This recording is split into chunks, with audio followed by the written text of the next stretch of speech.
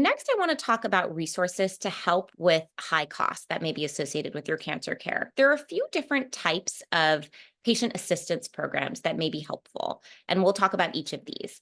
The first are called free drug programs, otherwise known as patient assistance programs or PAPs. These are programs that are administered by drug manufacturers or pharmaceutical companies.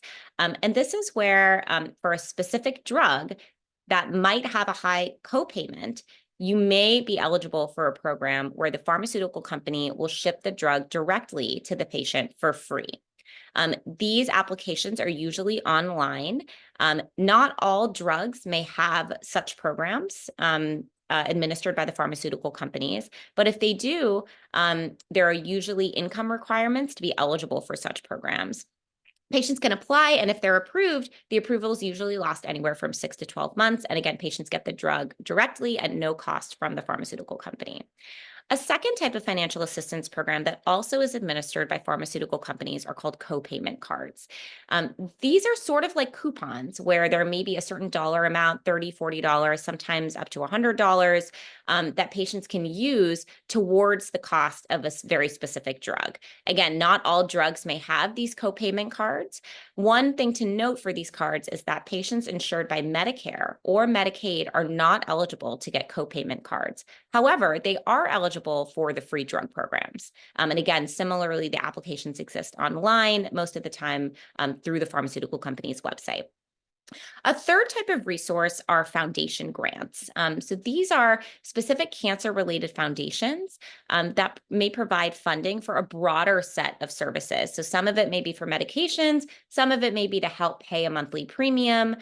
Some foundations may provide support for non-medical expenses like transportation or lodging, or help with mortgage payments. It depends on the foundation. There are many such foundations out there, and we will go through some examples later in the video. But to know that these are also a resource. And again, often applications are online through the foundation website and have certain eligibility criteria, usually having to do with incomes or the copayment amount for a specific service. The last type of financial assistance program that is helpful to be aware of are specifically for generic medications. Some cancer treatments are now generic, and other medications that we use as part of our cancer treatment plan, like for pain or for nausea or blood thinners, may also be generic. And so these may be resources for such medications. So one type of resource are coupons. These are through either pharmacies or third-party organizations. Common ones are GoodRx. Walmart has something called a $4 medication list, which is a list of medications that can be picked up for $4. Needy Meds and Livestrong also have these drug discount cards that can be used as coupons towards a broad variety of drugs. A last resource that is a newer resource, but one that is helpful to know about, is a company called Cost Plus Drugs. This is a novel pharmacy that provides, again, generic medications to patients at a fraction of the cost of most other pharmacies.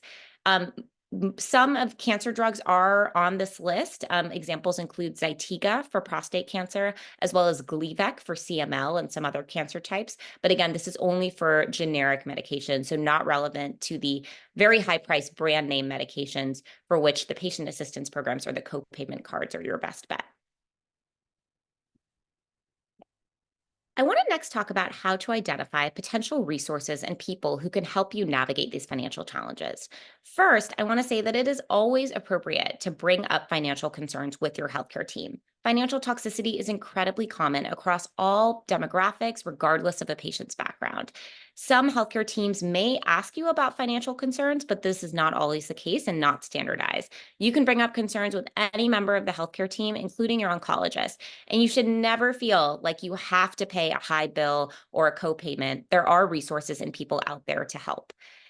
Second, there are many members of the healthcare team who may be involved in helping you navigate financial concerns. And so we'll talk about a few of these healthcare staff members that may be helpful. This may vary institution to institution, but this is generally a good rule of thumb for the people who might help you navigate financial challenges. First, social workers. They're often the first point of contact for any financial concern. Social workers can often help with applying for Medicaid or other types of insurance, disability applications, helping you navigate leave from work, as well as knowing about local and national resources, such as the foundations and other financial assistance support mechanisms. At times, some social workers may also be able to help you with navigating an insurance plan or even picking an insurance plan. Many healthcare institutions and hospitals also have financial counselors and financial services. These people may or may not be associated directly with the cancer center. Sometimes there are cancer center specific financial services staff, and other times they're more generalized and work with patients of all conditions. Financial counselors can help generate patient estimates for services and tests. They can also help connect often to institutional resources that may help with payment, such as payment plans or institutional discounts. So certain services may be discounted at your own institution, and financial counselors are often a good point of contact for that. They can also sometimes help out insurance challenges that we talked about before, like surprise billing. Pharmacists can specifically provide information on cost of drug treatments. They may also be able to help with applying to financial assistance programs and working through insurance concerns and prior authorization issues that come up for cancer treatments. Nurse navigators are sometimes called care navigators or nurses or other healthcare staff members who work with your physician, and they often have a wealth of knowledge about local resources, financial assistance programs, and foundations. If you can't find somebody at your institution who seems to be knowledgeable and can help you navigate with a specific financial concern, third party organizations can also be helpful. There are disease specific foundations for different cancer types. Common examples include the Leukemia Lymphoma Society, Prostate Cancer Foundation, and Longevity for Lung Cancer, and there are many others.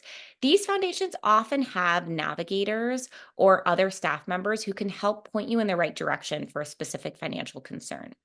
I last want to mention social media, as this is becoming a more common way to get quick attention of an insurance company where there may be a challenge around insurance coverage. Not everyone may be on social media and not everyone may be comfortable posting about their specific situation, but if you happen to be, it is a way to get attention of an insurance company much faster and in a more public way than traditional routes. So I just mentioned it as another option, again, that more and more patients are using, especially when it comes to coverage denials for cancer treatments. Lastly, I want to provide some resources that may be helpful in navigating financial challenges. Again, this is not a comprehensive list, but this is, I think, a helpful starting point. And I'll go through each of these briefly.